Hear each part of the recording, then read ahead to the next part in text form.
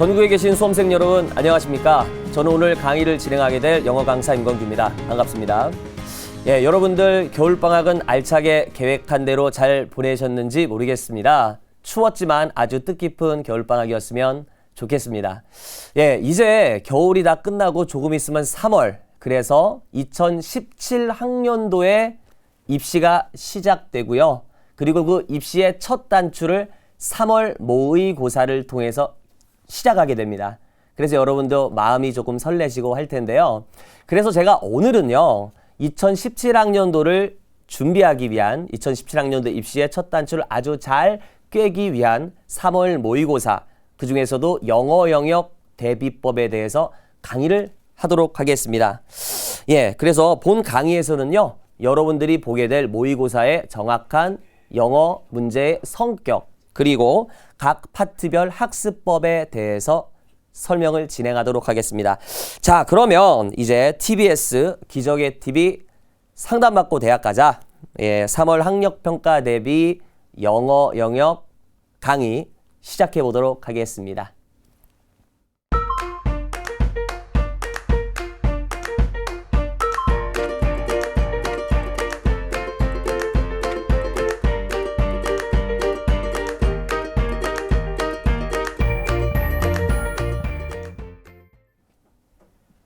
네, 오늘 강의는요, 크게 두 부분으로 나누어 진행하겠습니다. 그래서 1부에서는요, 2017학년도 수능의 큰 틀에 대해서 살펴보고요. 두 번째, 2부에서는 그래서 그 영어 시험에 출제되는 각 파트별 어떻게 학습하면 가장 효과적일까에 대해서 살펴보도록 하겠습니다. 그럼 첫 번째 1부에서는요, 현재 고3 혹은 고2 수험생 여러분들이 다음 달에 치르게 되는 3월 모의고사, 이 3월 모의고사는 수능을 정확히 모방한 복사한 형태의 시험이기 때문에 우리가 수능 영어를 정확히 분석하는 게 3월 시험에 대비하는 첫걸음이다라는 거 여러분 이해하고 계실 거예요. 그래서 먼저 선생님이 이해하고 있는 수능 영어 시험, 그리고 여러분이 알고 있는 수능 영어 시험에 대해서 그 개념이 비슷한지 다른지 한번 비교해 보도록 하겠습니다. 화면으로 일단 보시죠.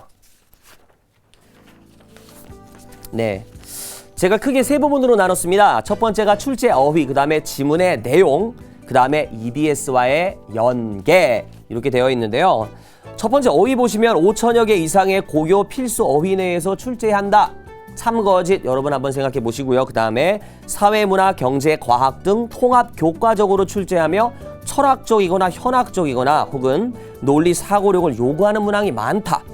세 번째, EBS 연계 교재에서 사용된 지문, 영어 지문이죠. 문제 유형과 상관없이 고르게 연계 출제될 수 있으면 그 범위는 대략 70% 정도다. 딱 들어보시고 여러분이 이게 어떻겠다, 참이다, 거짓이다 이렇게 구별을 해보시겠습니다. 일단 답을 말씀드리면 거짓입니다. 예, 거짓에 여러분이 체크를 하셨으면 저랑 똑같이 우리 수능 영어에 대해서 인지를 하고 계시는 거다라고 보시면 되겠어요. 일단 먼저 간단하게 설명을 드리면요, 어휘는 다소 간소화된다라는 거고요. 지문은 선별적으로 출제할 것이고 EBS 연계는 차별화된다는 얘기입니다. 다소 좀 막연하시죠? 그래서 이 세 가지 주제에 대해서 일부에서 제가 강의를 할 겁니다. 네, 제가 잠깐 써보겠습니다. 제가 5천여 개라 그랬는데 5,500에서요 5,600여 개의 어휘가 수능 어휘로 지정이 되어 있었습니다. 수능 어휘로요. 근데 이게 언제까지냐면 바로 작년까지입니다. 그러니까 2016학년도 수능, 그러니까 2015년 11월에 치러진 수능까지는 이 범위 내에서 출제를 해도 좋다라는 게 교육부의 방침이었는데요. 그 전에, 그러니까 2014년 12월에 교육부에서 미래에 대한 어떤 수능안을 발표를 하잖아요. 그죠? 그래서 그때 이렇게 얘기합니다. 그러나 2017학년도에는 이렇게 하지 않고 상당히 다이어트를 하겠다. 다소 어려운 단어, 잘 쓰이지 않는 단어는 과감하게 제외하고 우리가 국가에서 어느 정도 인증을 해준 그런 교과서에 있는 내용들로 압축을 해서 대략 3,600여 종의 어휘 내에서 하겠다. 엄청나게 줄었죠. 이게 되게 중요한 거예요. 왜냐면 물론 5,500에서 5,600은 파생어까지 합친 겁니다. 동사 형태, 명사 형태, 형용사, 부사 형태 합친 건데요. 얘를 암기하는 건 정말 힘듭니다. 누구나 힘듭니다. 근데 이건 할만하죠. 요건 할만하죠. 그리고 나중에도 제가 한 번 더 말씀드리겠지만 정말 3,600개입니까? 라고 여러분 생각하시지 마시고요. 여러분이 뭐 집에 막 책장에 박혀있는 아무 단어장, 아무 어휘집이나 한번 살펴보면 대략 1,800여 개에서 2,000여 개, 그리고 좀 많은 건 한 2,800여 개까지 이렇게 있는데 요 정도 범위 내에 들어간 거예요. 요 정도 범위 내에서만 출제하겠다라는 겁니다. 아시겠죠? 그러면 이제 이렇게 생각할 수 있어요. 그러면 어떤 단어를 외워야 되느냐? 그쵸? 당연히 기본적인 거, 우리가 수능 필수 단어다, 수능 기초 단어다, 수능 기본 단어라고 부르는 친구부터 외우셔야 되고요. 얘는 심화 단어야, 뭐 고급 단어야, 상위 단어야, 이런 건 안 외우시는 게 좋아요. 지양하는 게 좋습니다. 그리고 한 가지 더 미리 좀 팁을 드리면 이런 교재들 많아요. 수능 무슨 3개년, 최근 한 수능 2개년, EBS에 나온 단어 총망라 이런 단어장 막 찾아보면 3,000 몇백 단어씩 있거든요. 정말 어려운 단어까지 다 들어있는데 이건 안 하셔도 된다라는 겁니다. 기본에 충실해야 된다는 얘기죠. 이렇게 설명을 드려도 상당히 막연하죠. 그러실 거라고 생각을 해서 제가 단어를 조금 준비했습니다. 그래서 화면에 나온 단어 A그룹하고요. B그룹을 한번 비교해서 한번 보시겠습니다. 보세요. 그룹 A에 이런 단어를 집어넣습니다. compensate, get in the way-up, exhausted, anger, rage. 그죠? 웬만하면 여러분들이 아실 수 있는 단어들입니다. 뜻을 한번 생각을 해보시고요. 웬만하면 알 수 있으니까. 그룹 B에 있는 단어 읽어볼까요? reimburse, impede, exhaustive, indignation, wrath. 어떤 친구가 만약에 저는 이제까지 영어 학습을 하면서 그룹 B를 더 많이 봤습니다. 이건 거짓말입니다. 왜냐하면 외국인도 많이 쓰지 않는 단어이기 때문에 그렇죠. 일반 대화체나 회화체에서 별로 쓰이지 않고요. 얘는 아주 문어체적인 글에서만 나오는, 그것도 다소 격식 있거나 어려운 글에서만 나오는 단어입니다. 뜻은 이렇죠. A에는 compensate 보상하다고 하고 오른쪽에 있는 reimburse도 보상 배상해 준다는 얘기예요. 어렵죠? 그러면 제가 이렇게 한번 질문을 드릴게요. 그럼 절대 그럼 reimburse는 안 나오느냐? impede 안 나오느냐? 나옵니다. 나오는데 이 친구들이 출제됐을 때는 지문 아래 각주로 단어가 달리고 해석이 오른쪽에 써져 있습니다. 혹은 이 단어를 좀 더 쉬운 왼쪽에 있는 일반적 기본적 단어로 대체할 수도 있겠죠. 그 점을 좀 보시면 좋을 것 같아요. 칠판 한번 보시겠습니다.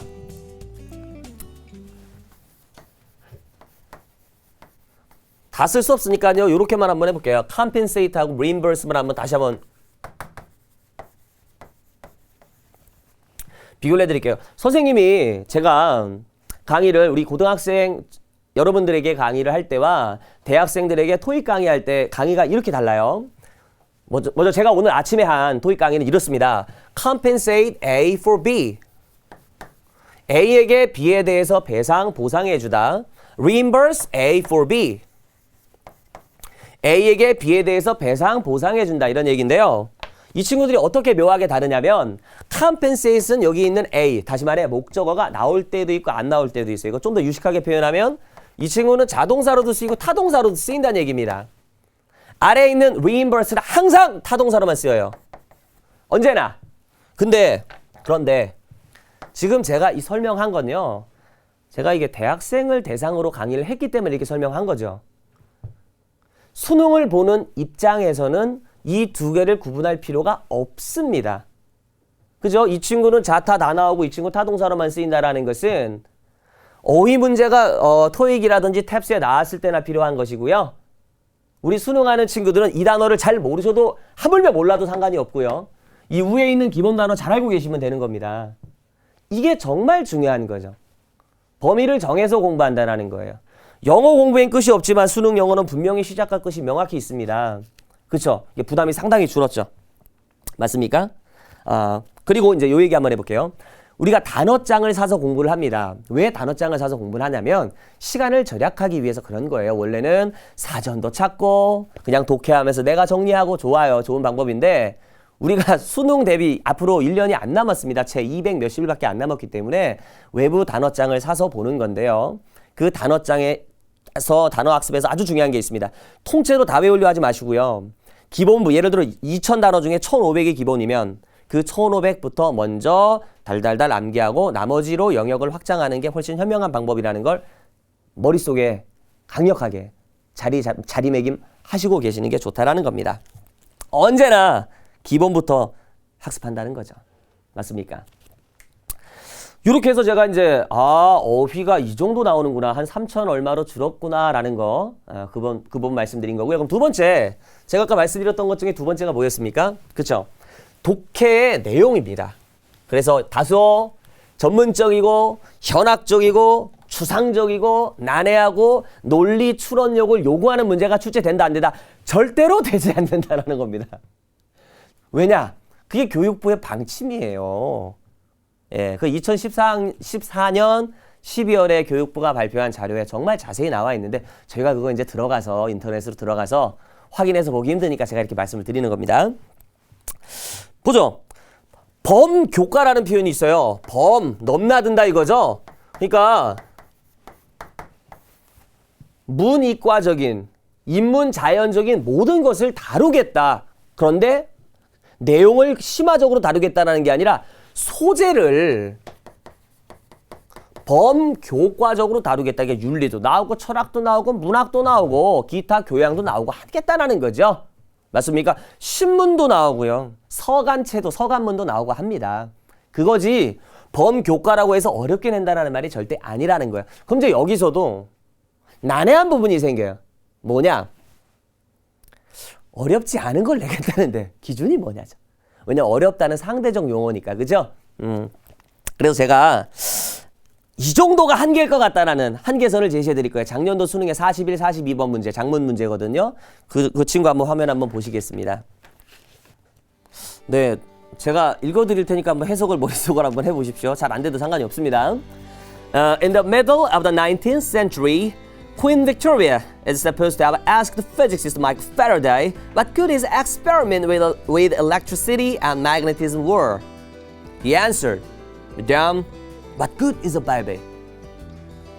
그죠? 뭔 익숙한 이름이 있어요. 마크 패러데이 있죠? 영국이 낳은 아주 유명한, 뉴턴 다음으로 유명한 과학자라고 저는 생각합니다. 그리고 이 사람이 이제 엘리자베스가 아니라 빅토리아 여왕을 만났어요. 그죠?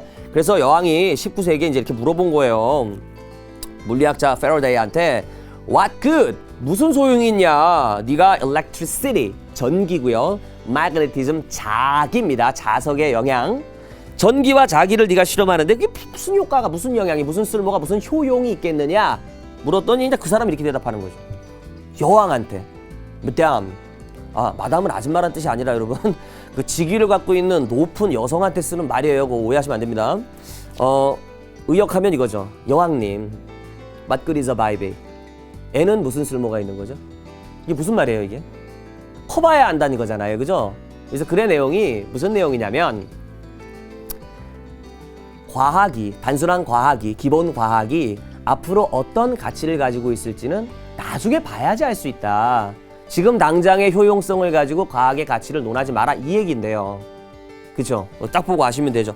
여기에 이제 칠판 한번 봐주시겠습니까? 마이클 패러데이의 과학적 이론에 대한 예를 들어서 지식을 알고 있는 것이 이 문제의 주제, 제목, 요지를 푸는 데 도움이 될까요, 안 될까요? 전혀 되지 않습니다. 패러데이의 법칙하면 이과생들은 알죠? 패러데이 법칙하면 전자기 유도 현상, 금속에 자석을 왔다 갔다 하니까 유도 기존력이 생겨갖고 전기가 돈다 이거 아니에요. 하나 더 있어요. 뭐가 있냐면은 저도 너무 옛날에 배웠는데 그 전기분해 기억나시죠? 전기분해 할 때 전기분해 시 석출되는 그 물질의 양이 시간과 전류의 세기의 곱에 비례한다. 저 많이 알고 있잖아요, 그죠? 근데 아무짝에도 쓸모가 없는 거예요. 이런 것을 조금만 요 정도까지 깊어지면 안 좋아하는 거예요. 누가? 출제하는 분도 안 좋아하고요. 시험 보는 사람도 좋아하지 않습니다. 그죠? 이렇게 하면은 이과생들 자연계 학생한테 유리할 거 아닙니까? 그러니까 이런 건 몰라도 된다는 얘기야. 근데요. That's the bottom line. 정말 중요한 게 뭐냐면요. Electricity, 전기죠. Magnetism, 자기죠. 이 단어는 모르시면 안 되는 거예요. 이게 기준선이에요. 또 이런 얘기할 수 있습니다. 재작년 제 기억으로 6월 평가원이니까 수능을 출제하는 분들이 낸 건데요. 6월 평가원 문제 중에 과학 지문이 하나가 있었어요. 영어에서. 뭐가 있었냐면 태양과 관련된 거였는데 그러니까 2년 전입니다. 내년 시험이 아니에요. 이게 있었어요. 태양의 안에는 우리가 핵이라고 부르는 코어가 있고요. 코어에서 엄청난 뭐 핵 융합에 의한 에너지 방출이 일어나잖아요. 요 부분이 뭔지 혹시 아셔요? 여기가 복사를 형태로 에너지가 전달되는 부분, radiation. radiation이 뭐예요? 복사라고 했잖아요, 제가 지금. 그죠? 그 다음에 여기 최외부가 뭐냐면은 대류층이라고요. 대류가 영어로 뭐예요, 여러분들? convection. 이거예요. 그러니까 여기서 여기까지는 쏜살같이 에너지가 직접 전달돼요. 중간에 매개체가 필요 없어요. 근데 여기서 여기 가는 데는 진짜 요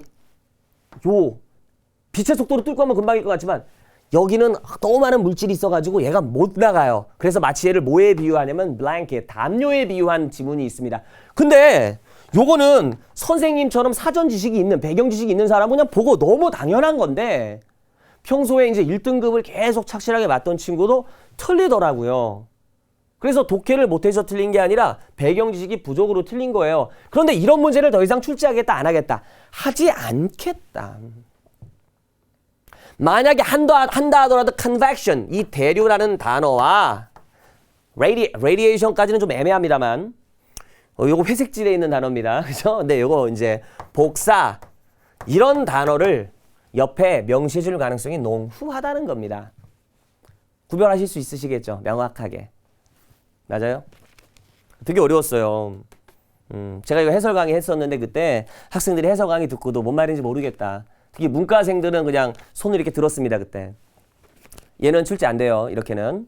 재작년 얘기니까 가능했던 얘기입니다. 딱 됐겠죠? 그러면 이제 여러분이 이제 가장 관심 있어 하는 부분일 수 있습니다.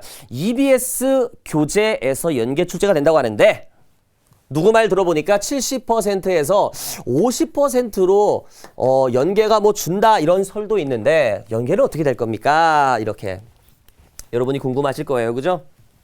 그리고 이런 글이 되게 많습니다. 저는 되게 마음이 아픈데요. 어떤 친구 이렇게 인터넷에 글을 써놨더라고요. 자기가 EBS 연계 교재에 있는 해석만 달달 외웠는데 1등을 맞았다. 이게 참이겠습니까? 거짓이겠습니까? 이건 순수하게 거짓입니다. 왜 거짓일 수밖에 없는지 제가 한번 말씀을 드려보겠습니다. 문제 유형이 다양하죠. 문제 유형이 다양합니다. 제가 크게 둘로 양분해 보겠습니다. 어떻게 양분하냐면요. 대의 파악하고요. 세부 내용을 제가 한 팀으로 묶고요.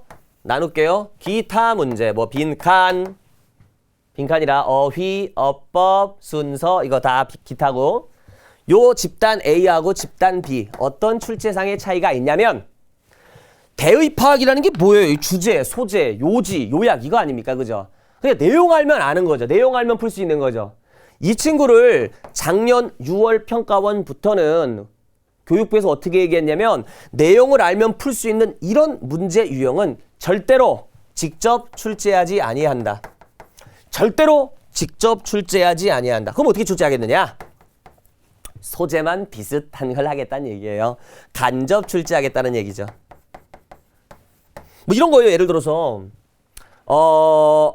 전년도 EBS 연계 교재에 리처드 폴슨이라는 아주 유명한 저명한 classical scholar, 그러니까 고전학자가 등장했었어요. 그래서 그 고전학자의 일화, 그 고전학자가 뭐 마차에 타고 가는데 마차에 있던 뭐 옥스퍼드 다니는 대학생이 자기가 얼마나 잘났는지 이렇게 좀 과시하려다가 이분한테 당하는 상황을 얘기했는데요. 수능에는 이게 어떻게 나왔냐면 이 리처드 폴슨이라는 분의 간략한 전기, 바이오그래피가 나와요. 그러니까 소재는 같은데 글은 완전 다른 글입니다. 이렇게 출제하는 거고요. 상당히 많이 이런 식으로 출제합니다. 이것도 연계라고 하죠. 이걸 간접 연계라고 합니다. 그러니까 내용 외워가지고 풀 수 있겠어요? 없겠어요? 절대 풀 수 없습니다.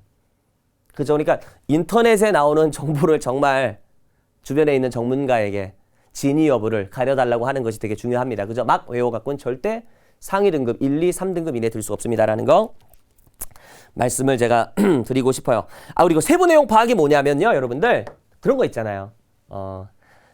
본문의 내용과 일치하는 것은 본문의 내용과 일치하지 아니하는 것은과 관련된 문제입니다. 그죠? 요것도 직접적으로 출제하지는 아니한다라는 겁니다.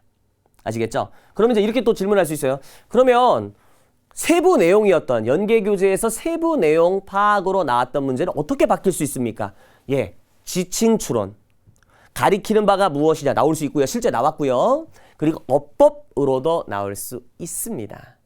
어휘로도 출제될 수 있어요. 그러니까 어떤 유형은 연계가 된다, 어떤 유형은 연계가 되지 않는다. 그런 건 없습니다. 모든 유형이 다 연계될 수 있지만 그쵸? 요 녀석은 직접 되지 않고 나머지 녀석은 똑같은 지문으로 직접 연계를 한다 하는데 내용을 안다 하더라도 바로 답을 찾을 순 없을 것이다 라는 거예요. 딱 정리되셨죠? 예. 그렇게 해가지고 지금 제가 1부와 2부 중에서 1부 다시 말씀드리면 2017학년도의 수능을 반영할 우리 3월 모의평가 영어 시험의 대략적인 출제의 방향, 출제의 본질에 대해서 저희가 본 겁니다. 그래서 2부 강의를 이제 이어가기에 앞서가지고요. 지금 강의한 내용을 다시 한번 되짚어보고요. 그리고 전하는 말씀을 듣고 오도록 하겠습니다.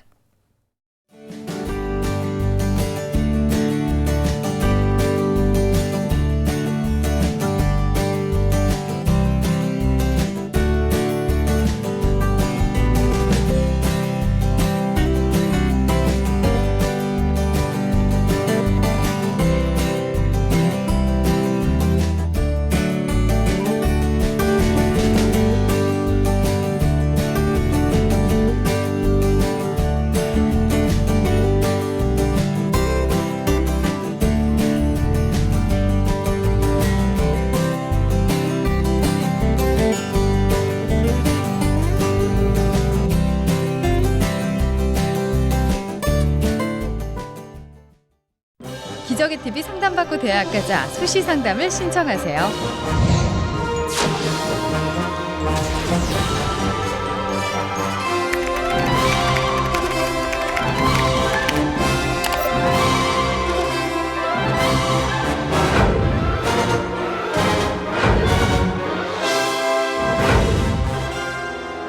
우선 검색창에 상담받고 대학 가자를 검색하고 메인 홈페이지의 입시 컨설팅란을 클릭합니다.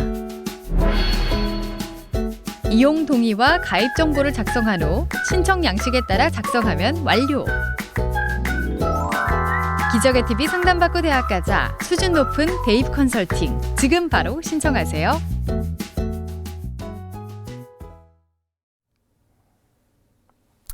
네, 이제 2부 순서입니다. 그래서 3월 학력평가 수능 영어에 대한 파트별 학습법인데 이 설명을 하기 전에 이런 좀 말씀을 드리고 싶습니다. 인터넷이라든지요, 아니면 뭐 친구들을 통해서 뭐뭐 카더라, 뭐뭐라 카더라 하는 뭐 카더라 통신 이런 걸 통해서 여러분이 다양한 학습법에 대해서 접해요. 특히나 자기보다 공부를 좀 잘하는 성적이 좋게 나오는 친구의 학습법을 맹신하는 경우도 있는데 이런 거 조금 주의하셔야 됩니다. 그죠? 성공한 사람의 현재의 모습이 그 사람을 성공하게 만든 건 아닐 수도 있어요. 그렇죠? 단계별로 자기에게 맞는 학습법이 있을 수 있다라는 겁니다. 세상에 다양한 학습법이 존재하고 좋은 학습법이 여러 개일 수도 있지만 반대로 나쁜 학습법이 많을 수도 있는 거거든요. 선생님이 오늘 제가 여러분께 오늘 전달해드리는 학습법은 적어도 제가 강사 생활을 10년 하면서 이제까지 시행착오를 많이 겪어봤습니다. 저도 그 시행착오의 끝에서 그래도 적어도 이 정도는 안전하고 괜찮겠다. 제가 만약 저희 조카나 저희 자식이나 이렇게 있을 때 정말 내가 이 아이에게 믿고 이 방법대로 공부를 시킬 수 있겠다라는 것들의 한해서 그 기준에 준해서 제가 오늘 설명을 좀 드리고자 합니다. 첫 번째가 듣기입니다. 첫 번째가 듣기인데 듣기 하면 우리 이런 생각을 좀 할 수 있어요.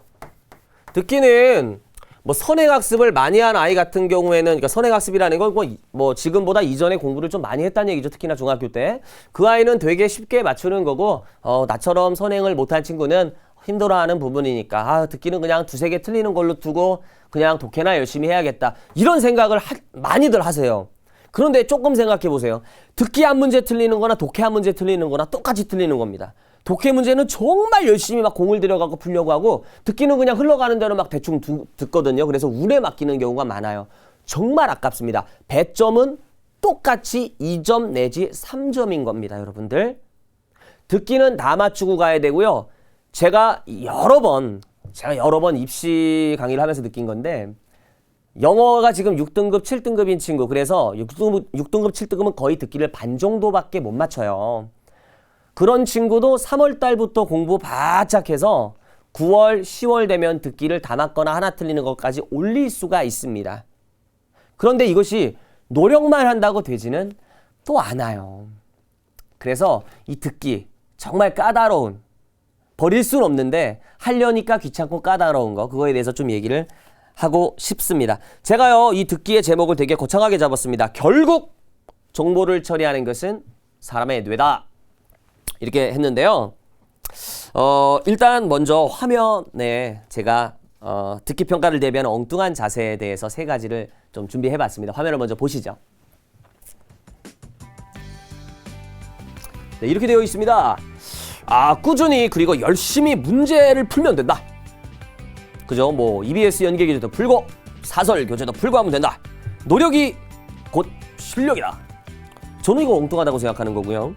두 번째, 잘 때나 쉴 때도 귀에 이어폰을 꽂고 영어 문장을 듣는다. 학교에도 이런 친구 많고 학원에도 이런 친구 정말 많습니다. 잘 때도 영어 듣기를 계속 한대요. 작게 틀어놓고. 3번, 영어 노래나 영미 드라마를 많이 보고 팝송을 듣는다. 이런 친구도 있죠. 이런 친구가 이제 요즘엔 좀 많이 적은데 간혹 발생합니다. 여러분이 보기에도 조금 이상하죠. 제가 질문 하나 드려보겠습니다. 이 1, 2, 3번에 공통점이 하나가 있어요. 1, 2, 3번을 통해서 절대 쌓이지 않는 하나가 있습니다. 그것이 바로 뭐냐면 칠판을 보시겠습니다. 그것이 바로 내용. 이 내용을 우리가 컨텐츠라고 하나요? 컨텐츠. 우리의 머릿속에 영어에 대한 컨텐츠를 1, 2, 3으로 쌓을 수는 없습니다. 힘들어. 쌓을 수 있는데 어떻게 하려면 그러면 어떻게 해야 되냐면 어린 시절부터 그 나라에서 네이티브로 사시면 돼요. 우리 근데 네이티브 코리언이잖아요. 그렇게 되지는 않죠. 선생님 친구 중에 이 버스턴에서 한 4년을 있었는데 그 친구가 스포츠를 좋아해가지고요. 맨날 TV 스포츠만 본 거예요. 4년을. 그 친구는 사람 만나는 것도 안 좋아해가지고 그냥 계속 집에서 음식도 배달시켜 먹고요. 가끔 공원이나 다니고 그랬는데 돌아왔거든요. 영어를 못해요. 신문도 못 읽고 말도 잘 못하고. 왜 그럴까요? 이게 머리에 없거든요. 잠깐 제가 다른 얘기 하겠습니다. 여러분이 제가 고양이를 좋아하니까 고양이 사례를 한번 들어볼게요. 우리가 왜 고양이를 고양이로 인식하죠? 한 번도 고양이를 실제 보거나 만져보지 못한 아이한테 고양이의 사진을 여러 번 보여줍니다. 그리고 실물 고양이를 딱 보게 해줘요. 그 친구가 고양이를 알까요? 모를까요? 알죠. 알아요. 그런 거 우리가 뭐라고 해요? perception. 저 유식한 말 좀 씁니다. 이걸 뭐라 해요? 인식이라 그러죠. 인식. 사람의 제가 오늘 그림을 한번 그려보겠습니다. 이게 사람인데요. 사람입니다. 눈. 그런데 여기에 뭐가 있냐면 우리 뇌가 있죠. 뇌가 이렇게 생겼나요? 그죠? 뇌 이렇게 생겼습니다. 여기가 뭐 전두엽. 그죠? 여기가 뭐 측두엽, 템포럴 로브라 그러고 후두엽입니다. 이렇게 있는데 보세요. 고양이가 이렇게 이제 밥을 많이 먹은 고양이 이렇게 생길 수도 있어요. 그죠? 이 고양이라고 한번 봅니다. 고양이를 우리가 봤을 때 빛에 반사된 고양이의 모습을 보면 눈으로 전달되죠. 그죠? 눈이 봐요. 처음에 보는 건 눈이 봅니다. 근데 이것이 생물학적인 정보, 신경적 정보, 그죠? 화학적 정보로 변환돼서 뇌로 들어가가지고 여기에 원래 있던 고양이의 이미지와 뭐가 될까요? 매칭이 됩니다. 그래서 연합이 일어나요. 이거 옛날에 봤던 개랑 되게 비슷하게 생겼는데? 아, 이게 고양이구나. 이 과정을 우리가 인식이라고 하는 거죠. perception이라고 하는 겁니다. 인식은 모두에게 똑같이 일어나진 않아요. 예를 들어서 아프리카에 사는 부시맨 민족 부족 사람들이 고양이를 한 번도 못 봤다고 칩시다. 이 인식 과정이 똑같이 일어날까요? 아니죠. 그럼 제가 이렇게 질문하겠습니다. 왜 똑같은 눈과 똑같은 뇌를 갖고 있는 사람인데 유전자 구성도 비슷할 겁니다. 그죠?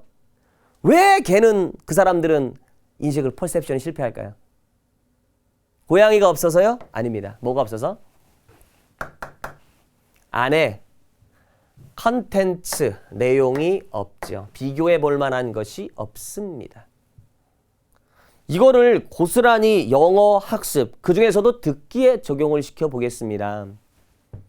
내용을 모르는 말을 들어서 알 수 있겠습니까? 그죠? 예를 들어 누가 저한테 What's your nationality라고 했어요. nationality 뭐지? 모르면 알 수 없어요. 그 사람은 저희 국적을 묻고 있는데 Republic of Korea다 이렇게 얘기해주고 싶은데 하고 South Korea라 얘기하고 주고 싶은데 할 수가 없죠. 왜? 저는 머릿속에 nationality가 없었거든요. 맞습니까? 맞아요. 왜 드라마, 미국 드라마 열심히 보는데 안 되는지 아시겠죠? 기본적으로 미국 드라마에 나오는 컨텐츠가 이미 머릿속에 좀 있으면요. 대화체가 머릿속에 상당히 있으면 드라마 보면서 귀가 좀 더 열리고요. 발음이 좀 더 좋아질 수 있습니다. 그런데 머릿속에 아무것도 넣지 않고 보기만 하면 부시맨이 고양이를 보는 꼴이죠. 그런 어리석다고 얘기하면 조금 죄송합니다만은 그런 현명하지 않은 방법으로 영어 공부하는 분들이 분명히 있어요. 주변에. 그럼 그렇게 하지 맙시다라고 얘기해줘야죠. 그죠? 제가 그 얘기를 하고 있는 겁니다. 그러니까 이렇게 정리해 볼까요? 우리가 눈, 코, 귀, 입 그리고 피부로 오감으로 얻는 정보는 뇌로 들어가서 뇌에 있던 기존의 정보와 비교, 대조, 분석 과정을 통해서 얻기 때문에 머릿속에 컨텐츠가 이미 있어야 그것을 알 수 있다라는 말입니다. 그러면요.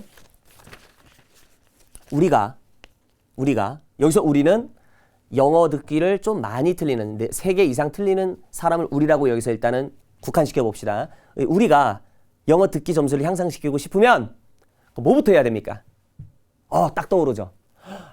내가 영어 듣기 책에 있는 스크립트를, 대본을, 그죠? 연구해야겠구나. 내가 다양한 대화체의 내용을 알고 봤을 때 바로 해석할 수 있게끔, 특히 어떤 속도로 화자가, 성우가 말을 하는 속도로 내가 눈으로 보고 읽었을 때 머릿속으로 제대로 처리가 될 수 있을 정도까지 내가 그 대화체 지문에 충분히 익숙해지지 아니한다면 성우가 아무리 아름다운 목소리로 말을 해도 알아들을 수 없는 겁니다. 그렇죠. 이거 보세요.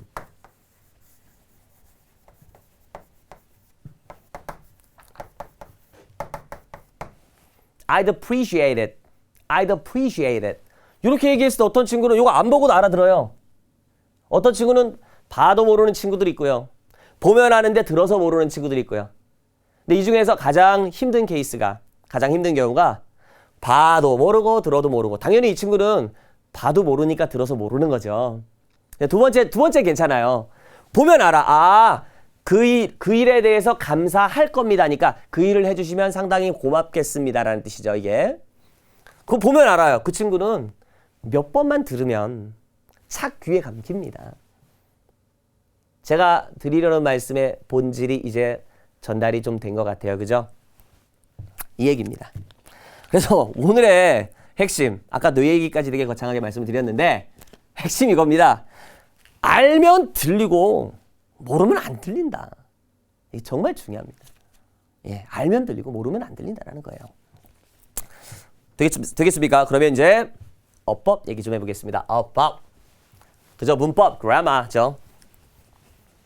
근데 어법 얘기하면 이 그래마 얘기하면 참 하고 싶은 얘기 정말 많으실 겁니다. 내가 영어를 정말 원래는 내가 초등학교 4학년 때부터 좋아했는데 중학교 올라가서 문법 문제만 중간고사, 기말고사에 문법 문제만 나와서 내가 영어가 싫어졌어 이렇게 얘기하는 분들 많습니다. 그죠? 근데 이게 출제를 하시다 보니까 어쩔 수 없는 것 같아요. 중학교 때는. 그죠? 너무 속상해하지 마시고 과거에 있었던 나 영어 60점이었어 50점이었어 뭐 70점 넘어본 적이 없어. History is history예요.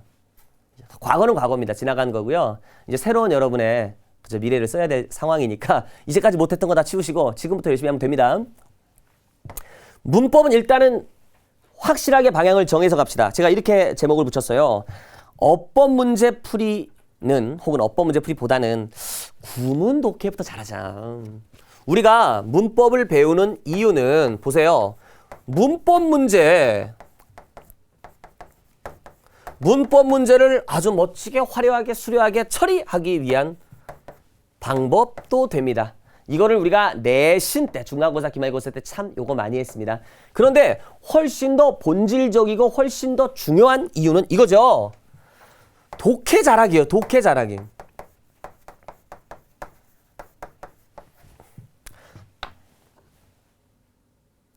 문법 문제가 수능에 몇 문제나 출제가 되죠? 한 문제. 독해 문제는 어떻게 나오죠? 전체 마이너스 1문제죠. 그럼 우리의 주된 관심사는 뭐냐면 이거여야 돼요. 이거여야 됩니다. 이 자리에 어떤 문법적 형태가 맞을까? 이게 아니라 이걸 하시면 안 돼요. 지금 우리 단계에서는. 아시겠죠? 그게 아니라 내가 글을 앞에서부터 순차적으로 읽어나가는 데 있어서 여기서 글은 영어입니다. 읽어나가는 데 있어서 도움이 되는 영문법을 해야겠다. 다시 말하면 한 문장 한 문장을 바르게 읽어나갈 수 있는 기초 능력을 배양하기 위한 문법이어야 한다. 그래서 요즘에는요. 이거를 위해서 특정한 구문, 어떤 정형화된 패턴을 갖고 있는 주요한 문장들을 다다다닥 분류해놔요. 관계대명사 파트, 부정사 파트, 동명사 파트에서 분류해놓고 그런 문장에 익숙해지게 친숙해지게끔 학습을 시키면서 훈련을 시키면서 문법 교육을 하는 게 상당히 요즘에 일반화돼 가고 있는 것입니다. 문법 문제만을 위한 문법은 나중에 여러분이 모의고사를 봤는데 항상 90점이 넘으세요. 그때 하세요. 제가 이 얘기는 정말 100번은 더 한 얘기인데요.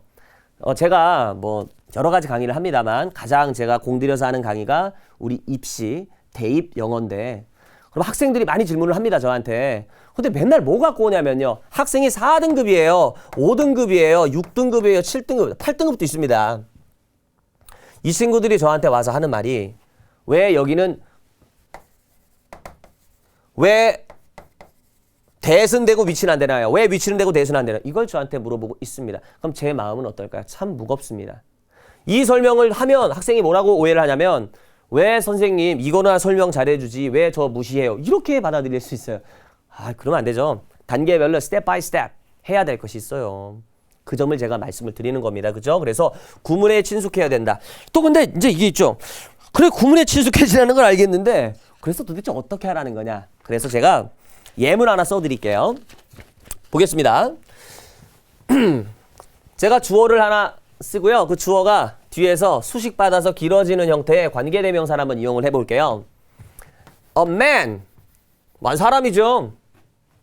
A man. 제가 편의상 수식하는 걸 요 아래다가 이렇게 적겠습니다. A man of great potential. 그래 생략하겠습니다. 시간 관계상. 엄청난 잠재력을 가진 사람. 이걸 잠재력의 인간 이렇게 해석하시면 안 됩니다. 그거는 옳은 해석이 아니죠. A man of great potential. 그러면 아주 잠재력이 있는 사람인데 여기서 잘 봐야 돼요. who 썼어요. 그러면 보셔야 돼요, 여러분들. 여기서 이걸 누구라고 해석하면 돼요, 안 돼요? 모른다 하지 마시고 잘 보세요. 누군지 알죠? 아세요, 모르세요? 누군지 아시죠? 앞에 사람이 나왔죠? 사람이 나온 다음에 나오는 who는 사람이 등장한 다음에 나오는 who는 별거 아니에요. 얘는 앞에 있는 이 친구를 가리키는 말이에요. 그러면서 한 가지 약속. 여기 뒤에 어떤 말을 쓸 건데 여기 뒤에 뭐 주어 동사가 나올 수도 있고 동사가 또 이렇게 나올 수도 있는데 이 덩어리가 앞에 있는 친구를 어떻게 수식하는 거야. 이 약속이에요. 이런 측을 관계대명사라 불러요. 그래서 뭐뭐한 사람 이렇게 하면 되고 제가 이거를 본문에 써드리겠습니다. A man of great potential who is idle.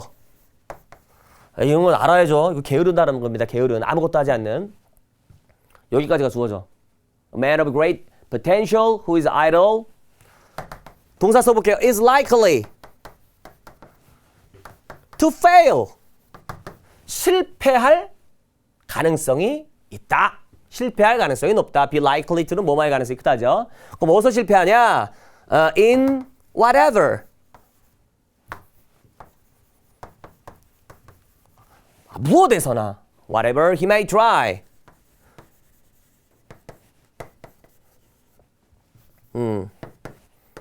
조금 길어졌네, 그죠? 이 녀석이 주어. 이 친구가 동사. 이렇게 처리되는 거예요. 여기서도 마찬가지예요. 선생님, whatever 이런 거 어려워요.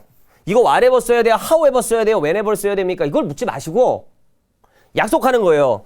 whatever가 나오면 아무 것이나 라고 해석을 하자. 아무 것이나 그가 시도하는 것에서 이렇게 해석하는 거예요. 요런 걸 하나하나 자기 걸로 만들어가는 겁니다. 마치 단어 외우다시피. 그래서 문장에 익숙해지면 자기 께 대해서 적용이라는 걸 할 수가 있는 거죠. 이게 중요한 거예요. 사람 뒤에 후가 나오면 일단 해석해서 붙인다. 그죠? 그럼 얘를 다 해석을 하면 이거죠. 잠재력을 갖고 있는 사람이 게으르면 실패할 것이다. 그가 하는 모든 것에서. 이렇게 되는 겁니다. 저처럼 해석할 수 있을 때까지 연습하는 것. 그게 포인트죠. 맞습니까? 조금 어려웠을 수도 있을 것 같아요. 우리 학생들에 따라서는. 네. 이제 저희가 문법 얘기도 했고 듣기 얘기도 했으니까 이제는 독해 얘기 한번 해보겠습니다. 독해 제가 이렇게 써놨습니다. 특정, 문제 유형에 집착하지 말자. 이런 친구들이 있습니다. 나는 빈칸 추론만 약해서 빈칸 특강만 찾아 들어야지. 나는 순서에 약하니까 순서를 찾는 문제 유형만 열심히 풀어야지. 그런 문제만 찾고요. 그런 인터넷 강의라든지 그런 일반 오프라인 강의를 찾아 듣는 학생들이 정말 많아요. 그런 친구들은 뭐라고 생각하냐면 나는 이쪽엔 강한데 이쪽엔 약해. 그렇게 생각합니다. 이게 사실인 것 같고 참인 것도 같지만 제가 보기에는요. 영어 강사 입장에서 볼 때는 본질을 잘못 파악하고 계시는 겁니다. 우리가 이 화면을 통해서 수능 영어 문제 유형을 조금 분류한 형태를 한번 보시겠습니다. 화면 한번 보시죠. 색을 조금 달리했죠. 가장 왼편에 있는 친구들 보세요. 주제 제목, 요지, 도표, 실용문 목적, 실용문 목적 파악이 이겁니다. 다음 글의 목적은 뭘까요? 그죠? 심경 추론. 지금 화자의 혹은 톰의 기분은 어떨까 이런 거고요. 내용 일치. 여러분이 이거 제일 좋아하십니다. 그리고 오답률이 가장 적죠. 가장 적은 시간에 풀죠. 그다음에 중간에 있는 거 정말 애매한 부분. 문장을 집어넣거나 요약하거나 어휘거나 지칭이거나 장문하는 거. 맨 오른쪽에 있는 건 누구나 싫어하고요. 누구나 많이 틀리고요. 누구나 자기가 이게 약하다고 생각을 하는 부분입니다. 어법, 순서, 빈칸, 추론 부분이지요. 맞습니까? 이걸 이렇게 한번 생각해 보세요. 내가 이 유형에는 강하다. 이 유형에는 약하다. 단순히 이렇게 볼 게 아니라 이렇게 보셔야 돼요. 제가 가장 왼쪽에 있는 유형을 칠판 한번 보겠습니다, 여러분. 가장 왼쪽에 있는 유형을 A그룹의 유형이라고 할게요. 여기가 주제 제목 요지. 그죠? 요거 들어간 부분. 그리고 중간에 있는 걸 B라고 하고요. 맨 마지막에 있는 빈칸과 순서 추론을 C라고 한다면 각각의 문제 유형을 풀기 위해서 이 유형별로 갈수록 우리에게 어느 정도의 이 노란색은 우리가 이 문제를 푸는 데 필요한 우리의 영어 독해 능력을 제가 나타내는 겁니다. 이리로 갈수록 점점점 많은 높은 수준의 독해력이 요구돼요. 상식적으로 그렇지 않겠습니까? 주제, 제목, 요지는 본문의 20-30%만 알아도 할 수 있어요. 맞죠? 그 다음에 요약이라든지 기타 등등 중간에 끼어있는 이 회색지대에 있는 친구는 조금 더 알면 되고요. 마지막은 다 알아야 풀지요. 거의 다 알아야 풀죠. 그러니까 오해하지 마시라는 겁니다. 내가 이 A그룹만 익숙해, A그룹이 난 좋아가 아니라 아직 순수한 독해 능력이 부족하다는 거거든요. 이렇게 질문하겠습니다. 그러면 여기 있는 게 주로 빈칸으로 대표되니까 제가 빈칸이라고 한번 해보겠습니다. 빈칸 추론 문제만 풀면 내가 지금 독해력이 요만큼인데 내가 독해력이 지금 이 수준에 머물러 있는 사람인데 그래서 A하고 B 유형 문제는 좀 푸는데 빈칸 추론만 풀면 이게 여기로 순간 이동할 수 있겠습니까? 없겠습니까? 없지요. 순수하게 독해력의 문제인 건데 무슨 말씀인지 전달되죠? 이때도 기본에 충실해야 되는 거. 요 중간에 있는 분들이 대부분 뭐 2등급에서 3등급, 뭐 많게는 4등급까지 학생들인데요. 이 중에서 1등급이나 2등급으로 올라가는 친구들이 있습니다. 그 친구들의 공통점은 단어도 처음부터 다시 외운다는 거예요. 그렇지만 정체되고 하락하는 친구들의 공통점, 단어 안 외웁니다. 내가 무슨 단어를 정확히 모르고 있는지 따로 정리해서 시스테미컬리하게 체계적으로 외우지 않아요. 정말 많이 봤습니다. 그래놓고 맨날 저한테 하는 얘기가 저는 열심히 영어 수업 들었는데 문제 풀었는데 기출문제 내가 6기능 7기능 다 풀었는데 저에겐 왜 이런 점수가 나올까요? 세상은 불공평합니다. 쟤는 6개월에서 4등급에서 1등급까지 올랐는데 왜 저는 안 되죠? 이렇게 합니다. 방법이 틀렸으니까 그래요. 아까 말씀드렸나요? 노력은 성공을 보장하기 위한 필요 조건이지 충분 조건이 안 돼요. 필요한데 그걸로만 안 된다고요. 그런 말씀이죠. 그래서 특정 문제에 집착하지 말라는 거고 그 다음이 어휘인데 어휘가 마지막입니다. 어휘는 사이클 순환학습이 생명이다. 그쵸. 유명한 말 하나 제가 문자 한번 써보겠습니다. 모든 학문, 다시 말해 만학의 근본은 만학 중에서 가장 중요한 게 어학이래요. 그리고 그 어학의 근본은 어휘다. 멋있는 말이죠. 그러니까 결국은 뭐냐면 단어의 정확한 의미와 쓰임새를 아는 것이 어학의 근본이다. 영어에도 그것이 가장 중요하다. 강사가 아무리 탁월한 강의력을 갖고 있어도 학생이 어휘를 갖고 있지 않는 한, 머릿속에 컨텐츠가 없는 한 성적이 오르지 않는데요. 얘가 제일 어렵습니다. 가장 어려워요. 단어 외우는 게. 그렇죠? 그래서 제가 여러분에게 단어 암기를 가속화하는 방법을 제가 소개를 좀 해드리겠습니다. 우리 화면 한번 보시겠습니다. 화면 보면 숫자가 잔뜩 나와 있는데요. 일단은 월화수목금까지 평일까지 한번 보시고요. 저기 왼쪽에 1개월 차, 2개월 차, 3개월 차, 4개월 차까지 있어요. 그러니까 저는 4개월 정도 내에 이걸 다 끝내자라는 거고요. 150, 150, 150, 150, 150은 뭐냐면 하루에 학습해야 될 단어의 양이에요. 근데 여기서 조심. 제가 150개를 외우라고 안 했습니다. 여러분 하루에 150개 외우시려면요. 수학, 국어, 사회, 과학 포기하셔야 돼요. 150개를 제가 학습하라고 했지 그날 무조건 암기한다가 아닙니다. 학습은 특히나 4등급, 5등급, 6등급 이렇게 이하에 있는 친구들은 반드시 mp3 파일을 받아서 단어 발음을 들으면서 2개월 차까지는 그렇게 들으셔야 돼요. 그래서 150개를 하루에 60분, 30분, 30분 나눠서 1차, 2차로 나눠서 150개를 공부하는 겁니다. 집중해서 공부하시고요. 그러면 보세요. 5일까지 하면 이게 750단어죠. 근데 제가 아까 모두에 뭐라고 말씀드렸냐면 고교 영단어가 핵심적인 게 지금 단어장에 2,000개가 들어있는데 그중에 1,500개가 필수고 나머지 500개는 좀 어려운 거라고 했지 않습니까? 그러니까 1,500개가 2주면 끝나고요. 그리고 나머지 2주 동안 또 한 바퀴를 더 돌아요. 그러니까 산술적으로 생각을 하면 2바퀴 도는 거죠. 한 달에 처음에.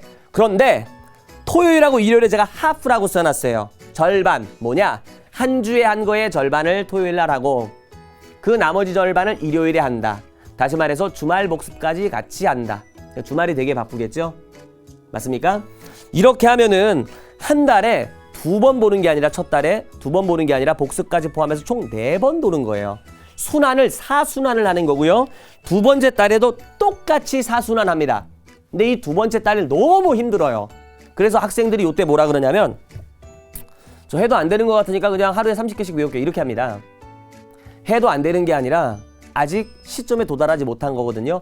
2개월까지만 끝나면 학생들이 뭐라고 얘기하냐면 이렇게 얘기합니다. 이제 조금 될 것 같아요.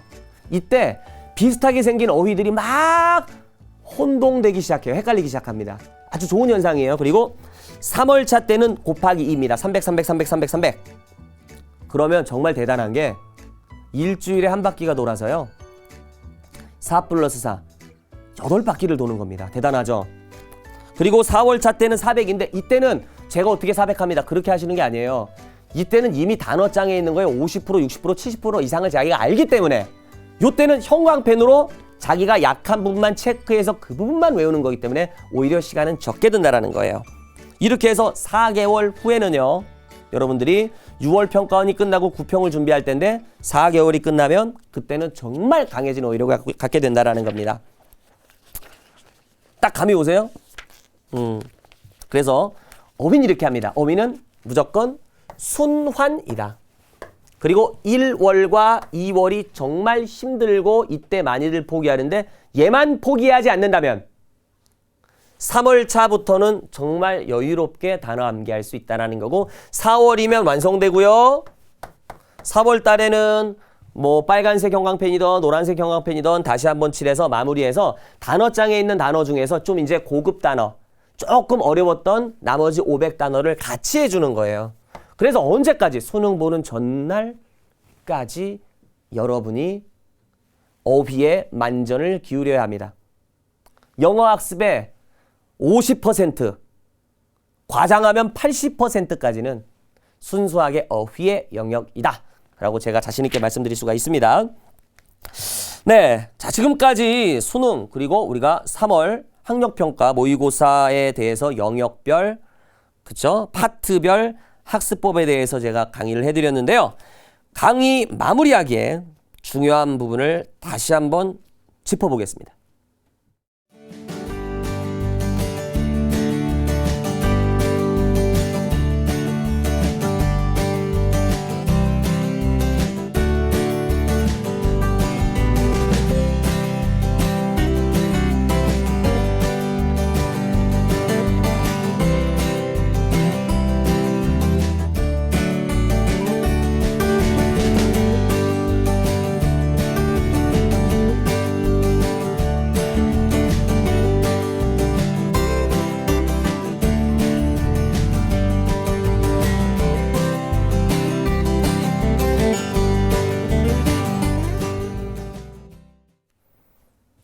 네, 지금까지 여러분과 3월 신학기 영어 학습법에 대해서 같이 알아봤는데요. 여러분 모두에게 좀 유익한 시간이 되었으면 하는 것이 저의 바람입니다. 네, 늦은 시간까지 함께 해주셔서 너무 감사드리고요. 이렇게 해서 기적의 TV 상담받고 대학 가자 3월 신학기 학습법을 마무리하도록 하겠습니다. 감사합니다.